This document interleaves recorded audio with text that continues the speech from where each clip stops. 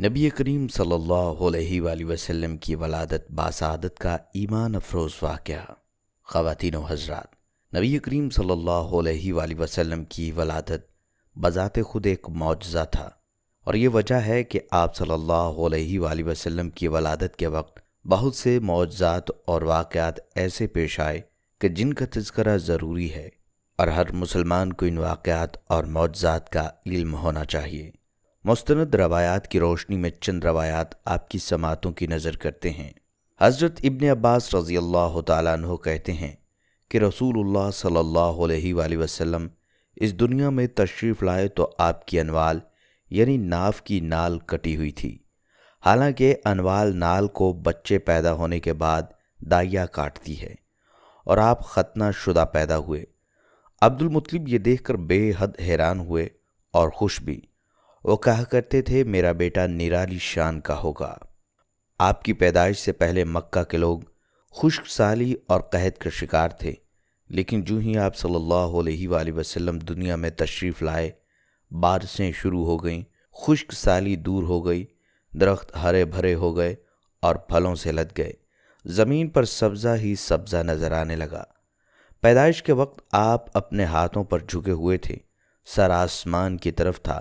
ایک روایت کے الفاظ یہ ہیں کہ گھٹنوں کے بل جھکے ہوئے تھے، مطلب یہ کہ سجدے کی سی حالت میں تھے۔ آپ کی مٹھی بند تھی اور شہادت کی انگلی اٹھی ہوئی تھی، جیسا کہ ہم نماز میں اٹھاتے ہیں۔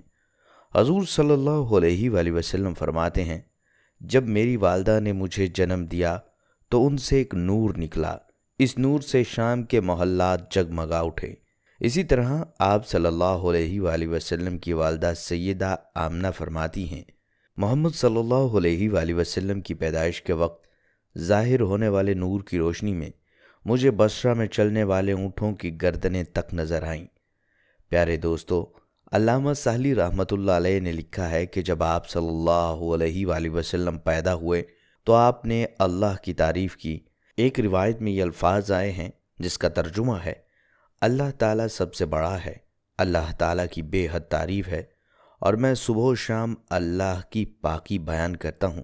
دوستو، جہاں تک بات ہے آپ صلی اللہ علیہ وآلہ وسلم کے ولادت کے دن کی کہ آپ صلی اللہ علیہ وآلہ وسلم کی ولادت کس دن ہوئی، تو اس بات پر سب کا اتفاق ہے وہ پیر کا دن تھا۔ آپ صبح فجر طلوع ہونے کے وقت دنیا میں تشریف لائے۔ تاریخ پیدائش کے سلسلے میں بہت سے قول ہیں۔ ایک روایت کے مطابق 12 ربیع الاول کو پیدا ہوئے، ایک روایت 8 ربیع الاول کی ہے، اور ایک روایت 2 ربیع الاول کو پیدا ہوئے۔ اس سلسلے میں اور بھی بہت سی روایات ہیں، لیکن دوستو زیادہ تر مورخین کا خیال ہے کہ آپ 8 ربیع الاول کو پیدا ہوئے، جبکہ تقویم کے طریقہ کے حساب سے جب تاریخ نکالی گئی تو 9 ربیع الاول نکلی۔ مطلب یہ کہ اس بارے میں بالکل صحیح بات کسی کو معلوم نہیں۔ اس پر سب کا اتفاق ہے کہ مہینہ ربیع الاول کا تھا اور دن پیر کا، اور یہ بھی کہا جاتا ہے کہ آپ صلی اللہ علیہ وآلہ وسلم کو پیر کے دن ہی نبوت ملی۔ پیر کے روز ہی آپ صلی اللہ علیہ وآلہ وسلم مدینہ منورہ کی طرف ہجرت فرما گئے، اور پیر کے روز ہی آپ صلی اللہ علیہ وآلہ وسلم کی وفات ہوئی۔ پیارے دوستو، یاد رہے ماہ ربیع الاول کو جو غیر معمولی تقدس، عظمت اور شان ملی ہے، اس کی وجہ فخر دو عالم، شافع محشر، سرور کائنات، سرور دو جہاں، ہادی عالم، ساقی کوثر، سرور کونین، فخر موجودات، صاحب لوح و قلم، سید عرب و عجم، صبح درخشاں، شام امم، محبوب الرب العالمین، امام الانبیاء، آفتاب دو عالم کا اس ماہ میں حضرت آمنہ کے آنگن میں چاند بن کر طلوع ہونا ہے، ایسا چاند جو پہلے دن سے آج تک اور روز محشر تک غروب نہ ہوگا، جس کی چمک کو کبھی اندیشے زوال نہیں۔ وہ عظیم مسیحا کہ جس کے قدموں سے اٹھنے والی خاک کے ذرے جس پر پڑ گئے وہ قیامت تک امر ہو گئے۔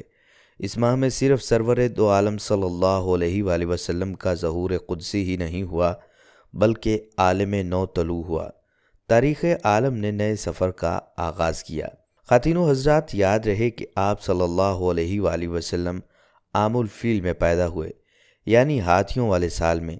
اس سال کو ہاتھیوں والا سال اس لیے کہا جاتا ہے کہ ابرہہ نے ہاتھیوں کے ساتھ مکہ مکرمہ پر چڑھائی کی تھی، اور آپ صلی اللہ علیہ وآلہ وسلم کی پیدائش اس واقعے کے کچھ ہی دن بعد ہوئی تھی۔ پیارے دوستو، یاد رہے کہ ہمارے نبی حضرت محمد صلی اللہ علیہ وآلہ وسلم اس واقعہ کے چند دن بعد پیدا ہوئے۔ آپ جس مکان میں پیدا ہوئے وہ صفا پہاڑی کے قریب تھا۔ حضرت قعب احبار رضی اللہ تعالیٰ عنہ روایت کرتے ہیں کہ میں نے تورات میں پڑھا تھا کہ رسول اللہ صلی اللہ علیہ وآلہ وسلم کی پیدائش مکہ میں ہوگی۔ آپ کو بتاتے چلیں کہ قعب احبار پہلے یہودی تھے، اس لیے تورات پڑھا کرتے تھے۔ روایات میں آتا ہے کہ آپ صلی اللہ علیہ وآلہ وسلم دنیا میں آتے ہی روئے۔ حضرت عبد الرحمن بن عوف رضی اللہ تعالیٰ عنہ کی والدہ کہتی ہیں کہ جب حضرت آمنہ کے ہاں ولادت ہوئی تو میں وہاں موجود تھی۔ ان کا نام شفا تھا۔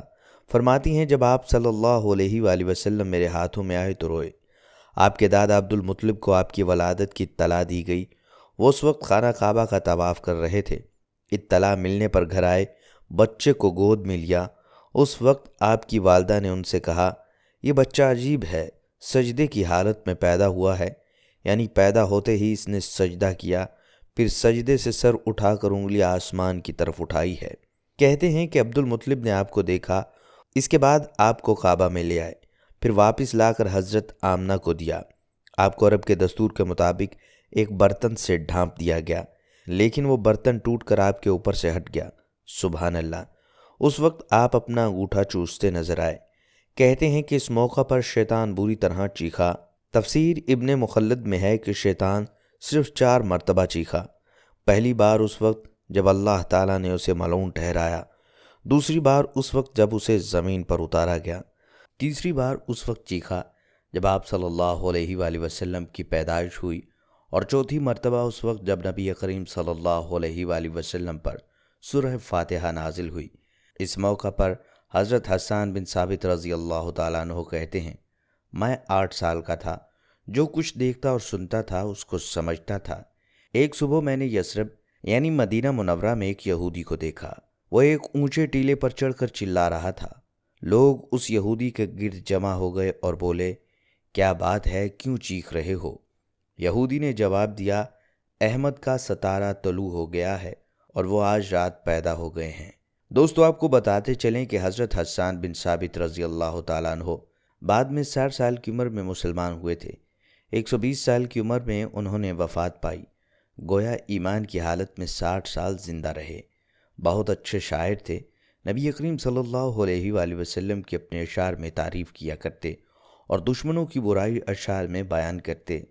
غزوات کے موقع پر اشعار کے ذریعے مسلمانوں کو جوش دلاتے تھے۔ اسی بنیاد پر انہیں شاعر رسول کا خطاب ملا۔ حضرت قعب احبار رضی اللہ تعالیٰ عنہ فرماتے ہیں کہ میں نے تورات میں پڑھا ہے کہ اللہ تعالیٰ نے حضرت موسیٰ علیہ السلام کو آپ صلی اللہ علیہ وآلہ وسلم کی ولادت کی خبر دی تھی، اور حضرت موسیٰ علیہ السلام نے اپنی قوم بنی اسرائیل کو اس کی اطلاع دے دی تھی۔ اس سلسلے میں انہوں نے فرمایا، تمہارے نزدیک جو مشہور چمکدار ستارہ ہے، جب وہ حرکت میں آئے گا تو وہی وقت رسول اللہ صلی اللہ علیہ وآلہ وسلم کی پیدائش کا ہوگا۔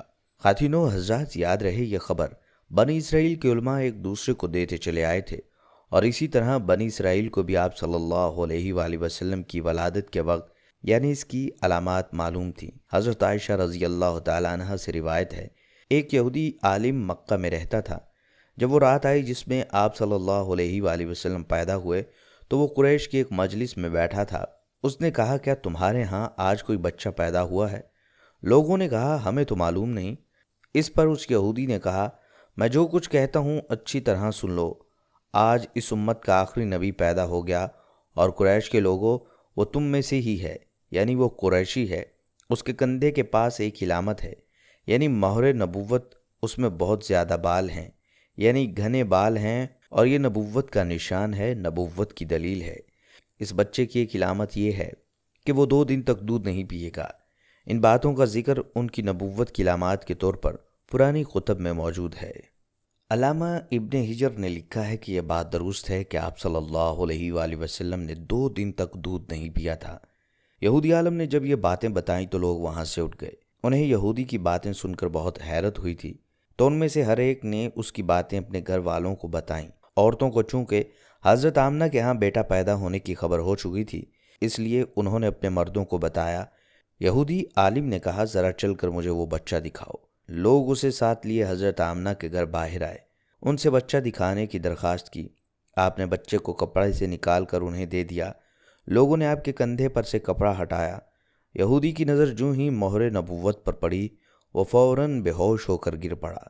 اسے ہوش آیا تو لوگوں نے اس سے پوچھا، تمہیں کیا ہو گیا تھا؟ جواب میں اس نے کہا، میں اس غم سے بے ہوش ہوا تھا کہ میری قوم میں سے نبوت ختم ہو گئی۔ اے قریشیو، اللہ کی قسم، یہ بچہ تم پر زبردست غلبہ حاصل کرے گا اور اس کی شہرت مشرق سے مغرب تک پھیل جائے گی۔ اللہ اکبر۔ دوستو، یہ شان ہے ہمارے پیارے آقا حضرت محمد صلی اللہ علیہ وآلہ وسلم کی کہ آپ صلی اللہ علیہ وآلہ وسلم اپنی پیدائش کے ساتھ ہی نبوت کی نشانیاں لے کر پیدا ہوئے، اور آپ صلی اللہ علیہ وآلہ وسلم کی ولادت کی نشانیاں اور آپ صلی اللہ علیہ وآلہ وسلم کی رسالت کی نشانیوں کے بارے میں لوگ پہلے سے مطلع تھے۔ پیارے دوستو، یہ تھی ہماری آج کی ویڈیو۔ اس ویڈیو کو آپ اپنے دوستوں کے ساتھ لازمی شیئر کیجیے گا۔ ہم امید کرتے ہیں کہ آپ کو ہماری آج کی ویڈیو ضرور پسند آئی ہوگی۔ اگر آپ کو ہماری آج کی یہ ویڈیو پسند آئی ہے تو سب سے پہلے اس کو لائک کریں۔ اللہ تعالیٰ آپ کو اپنی حفاظت میں رکھے، آمین۔